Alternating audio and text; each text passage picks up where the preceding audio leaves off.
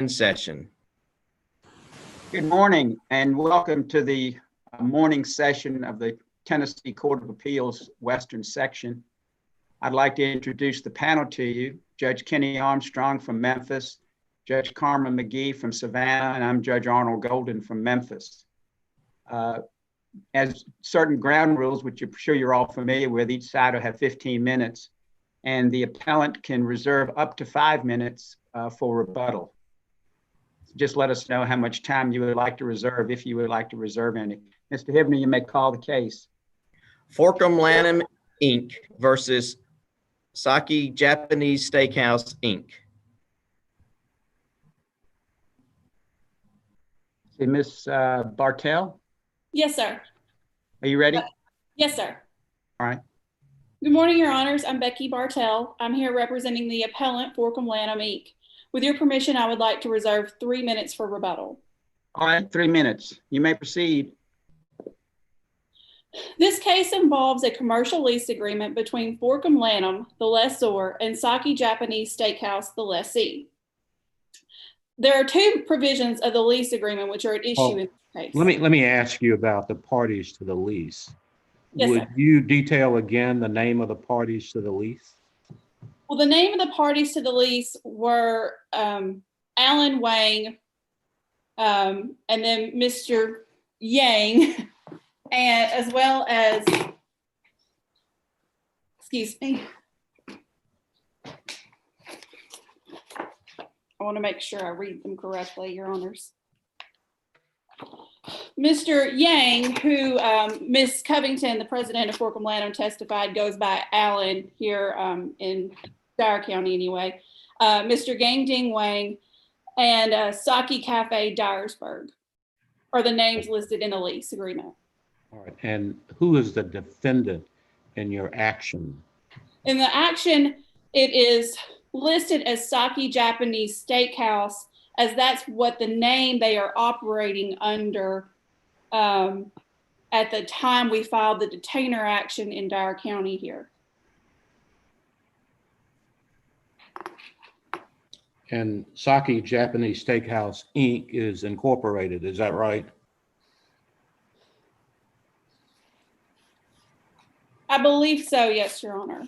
And in your lawsuit, you don't sue Yang, Wang, and Saki Cafe doing business as the steakhouse, do you? No, sir. We just sued Saki Japanese Steakhouse, Inc. as they were in possession of the property at that time, which we believe we could do under the detainer warrant statute, which allows you to sue certain individuals, including the person who is in possession of the property. And so that's why we chose to sue Saki Japanese Steakhouse, as that's who we were trying to regain possession of the premises from. Okay. As I was stating, there are two sections of the lease agreement that are at issue. The first is Section 8 of the lease agreement, which requires the lessee to maintain general liability coverage with an insurance company acceptable to Forcum-Lannom, as well as that the policy give 30 days written notice to Forcum-Lannom in the event of cancellation. The second provision that's at issue in this I'm case, sorry, let me ask you, in that the steakhouse is not a party to a lease, would they be bound by the terms of the lease? I understood your argument about removing them since they were in possession of the property, but would they be bound by the terms of a lease that they're not a party to? well, in this case, the trial court chose not to terminate the lease agreement.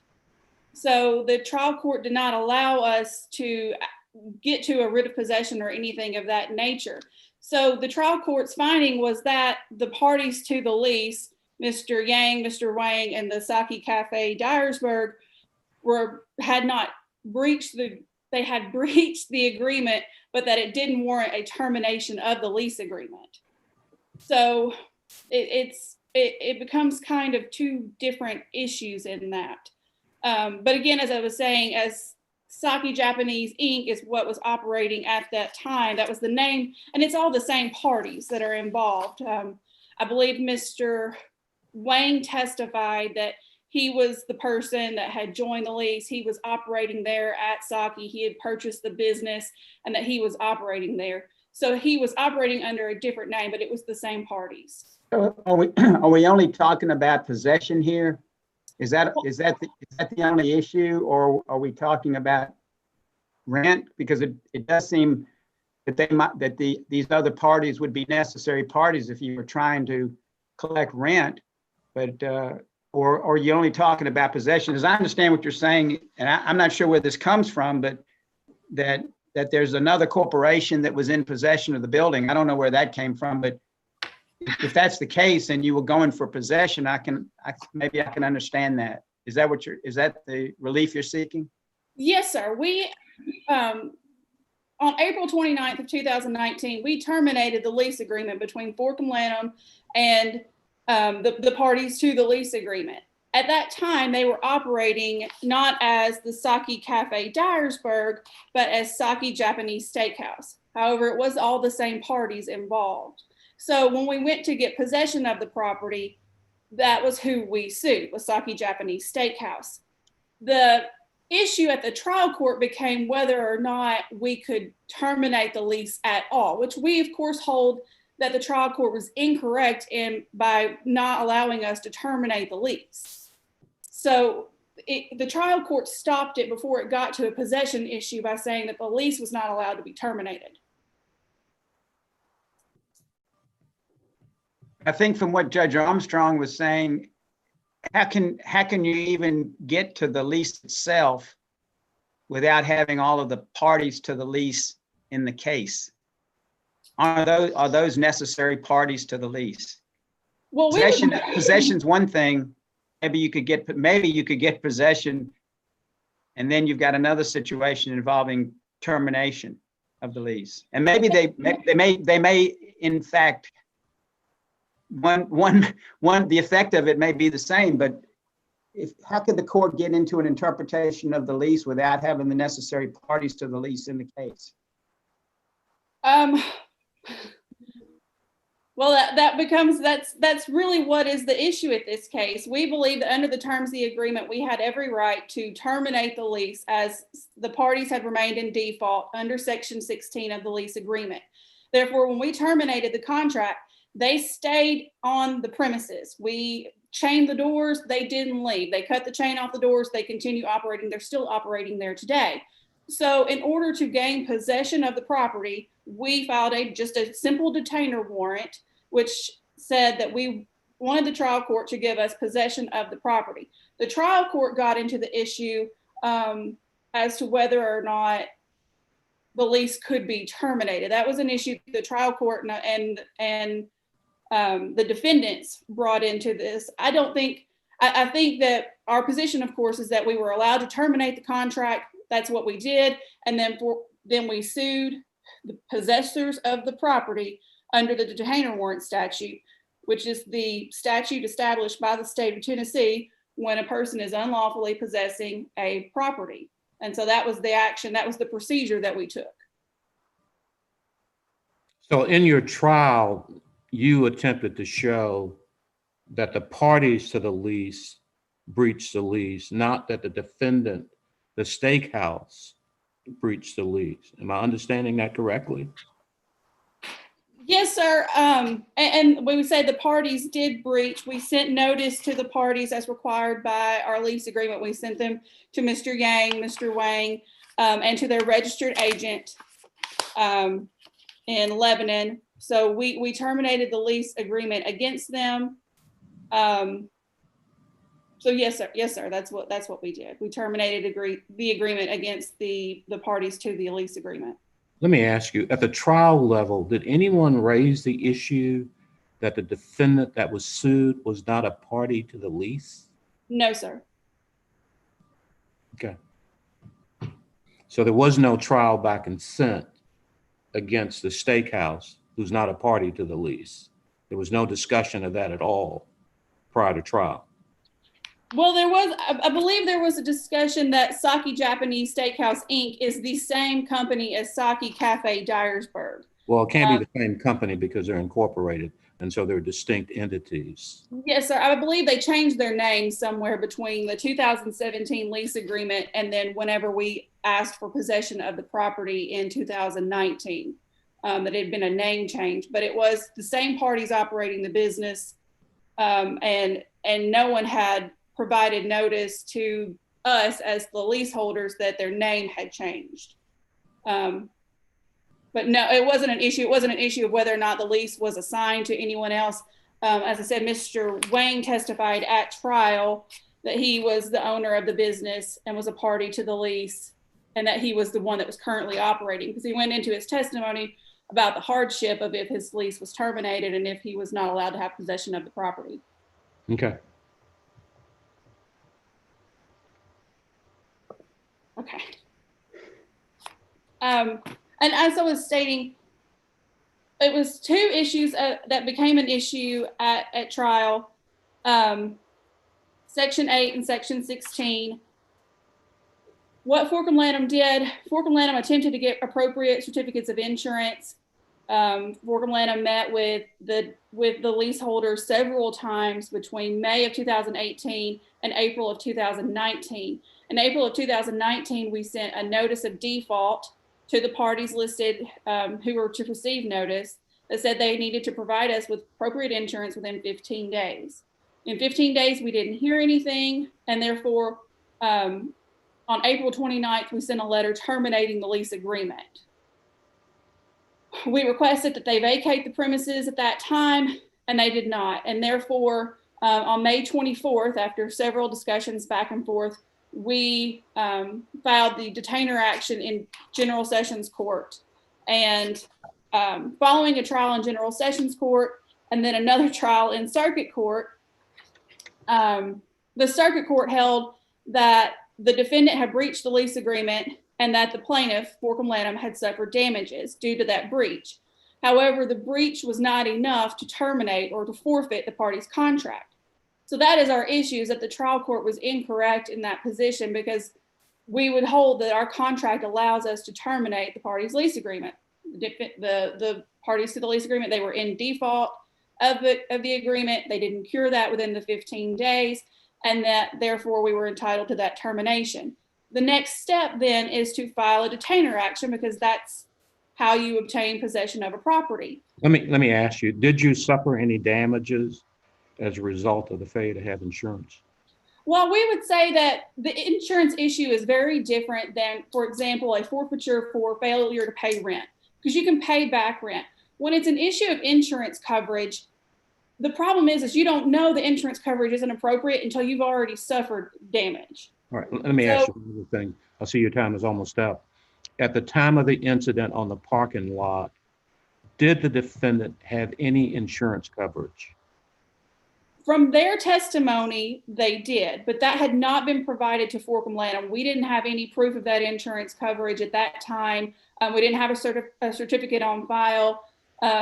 So we were under the idea that they did not have the insurance coverage at that time. And actually, for that incident, I believe it was the person who hit the pole. That was whose insurance was filed against. It wasn't against theirs. So at the trial, you did not prove that they did not have insurance at the time of the incident on the parking lot. Is that right? Right. No, and that wasn't the issue. It wasn't that they didn't have insurance. It was that certain other requirements had not been met, particularly the 30-day notice requirement had not been met. The policy they presented gave us 10 days notice in the event of non-payment, or 30 days notice for any other reason. And we contended that was not in, and we still contend that is not in compliance with our lease agreement. We are entitled to 30 days notice for any reason. Okay. I thank you. Anthony. Good morning, Your Honors. May I please the court? My name is Vivian Wang. I am here on behalf of the appellee, Saki Japanese Steakhouse.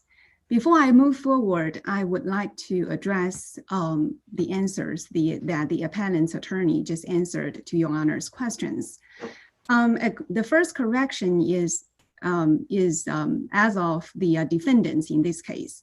Although we did not raise this issue in the trial court, which is the circuit court, I have raised the issue in the first level General Sessions Court that the landlord failed to identify and add the defendants which would be reflected as lessees on the lease agreement. However, it did not bring their attention, and they failed to add the tenants that were included in the lease agreement, the lease agreement in the trial court level.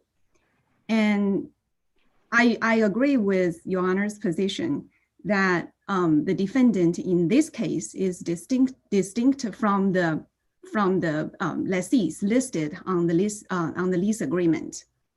As to whether or not did you raise that in the circuit court, or I did not, Your Honor. And I believe if provided if the trial court would have granted forfeiture to the landlord, it will bring some defects as to how the landlord would exercise the eviction order against those tenants who were listed as the legal tenants on the lease agreement. But I don't think the defendant or the appellee on this case should be responsible for such defects. And is that why you didn't raise it at the trial court level? You were going to use it later as an argument that the granting possession against the Steakhouse was not granting possession as against Mr. Yang, Wang, and Saki Cafe? Well, Your Honor, I believe it would be a potential argument. Well, would it be a potential argument for possession, or would it be a potential argument over whether or not the lease could be terminated without the proper parties? Seems to me those are two different things. In other words, someone could own property and sublease it to someone else, and then the person who owns the property doesn't pay the owner of the property. The party who's then in possession of the property could be removed, and then there'd be a dispute between the owner and the person who owes the lease. But possession is one thing, and then the argument over the lease, over the lease itself, might be something else. That's the concern I have, is whether or not the circuit court went beyond what this was really about, which appears to have been a detainer warrant from General Sessions. And the question would be, what did they have to show to get possession? I'm not sure. I don't know whether you needed to have all the parties. You may have, but in the discussion of the lease, it seems like perhaps all of those parties should have been in. I'm not sure if you raised that in General Sessions, why you wouldn't have brought that up in the circuit court. Well, again, Your Honor, as what I mentioned, our position is that if there will be any defects as to which defendants should be included in this lawsuit, it would be the responsible of the landlord or the plaintiff or the appellant of this case. All right, go ahead. Thank you, Your Honor. This case represents a very straightforward issue, whether lessee's breach of the lease agreement is material enough to warrant a forfeiture. And the trial court found it is not material enough. I would ask the court to affirm the trial court's decision for the following reasons.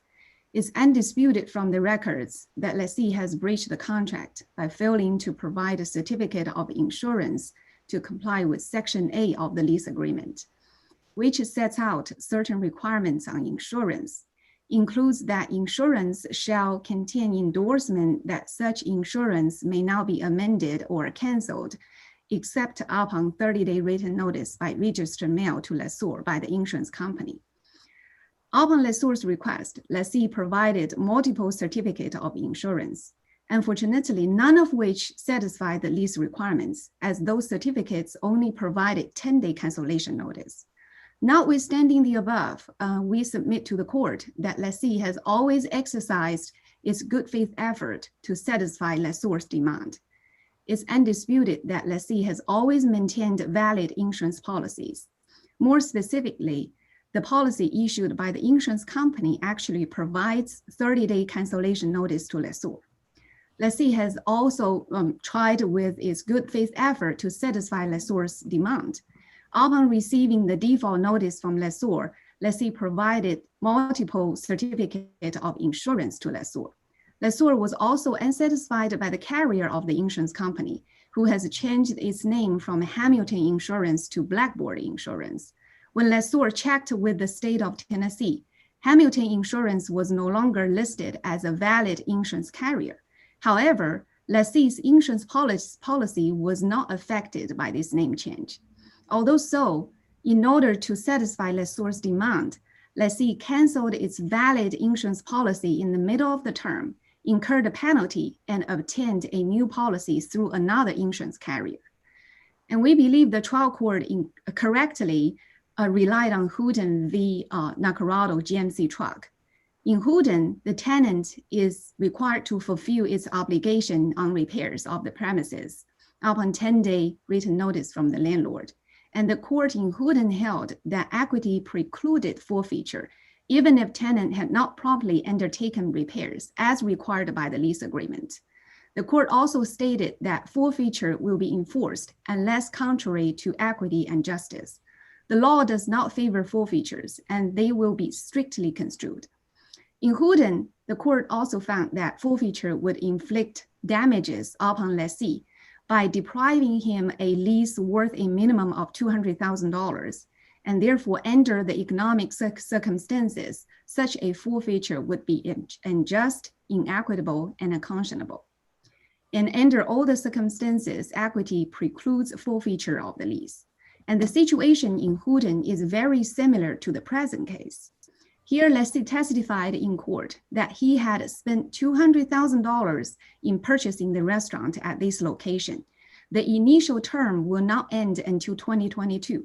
He also has an option to renew for another 5 years. The records also shows that lessor, except for the legal cost for this litigation, did not incur any other damages. Applying Hooten in the present case, a forfeiture would be unjust, inequitable, and unconscionable. And in the reply brief, appellant argued that Hooten's case is easily distinguished from this case, as in Hooten, lessee's breach is a trivial breach. However, in this case, the trial court found that the breach is material. This is a wrong citing of the trial court's decision. The trial court found that lessee's insurance policy provided 30-day cancellation notice. However, there would be no way for the lessor to really know that, as such information was not included on the certificate provided to lessor. The trial court finds that there is a technical breach of the lease agreement. However, such breach is not material enough to warrant a forfeiture. The trial court correctly found that forfeiture is not supported by equity and justice. And another issue is the attorney's fees on appeal. Both appellant and appellee asked for the attorney's fees on appeal. And the Tennessee Supreme Court has defined several factors that should be considered, and including the requesting party's success in the appeal, whether the requesting party sought the appeal in good faith, and any other equitable factor that need to be considered. And we would therefore ask the court to deny the appellant's request and grant the appellee's attorney's fees on appeal upon the affirmation of the trial court's judgment. That's all I need to say. Thank you, Honor, unless you have some questions for me. Yeah, let me ask, the insurance policy that you have in effect now provides a 30-day notice to the lessor, is that correct? That's correct. But initially, the policy only provided a 10-day notice to the lessor. Well, Your Honor, the policy itself has always provided 30-day cancellation notice. However, the certificate of insurance provided by lessee to lessor only provided 10-day cancellation notice. So there are two things. One is the policy itself, and the other is the certificate of insurance. All right, let me make sure I understand what you're saying. So the actual policy provided for the 30-day notice, but the certificate that was provided to the lessor only indicated it was 10 days notice. That's correct. Okay. Any other questions? Judge McGee? No. Thank you, Ms. Wang. Thank you. Ms. Bartelli, you have 3 minutes on rebuttal.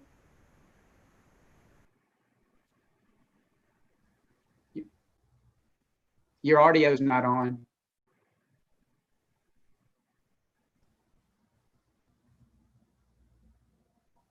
Sorry.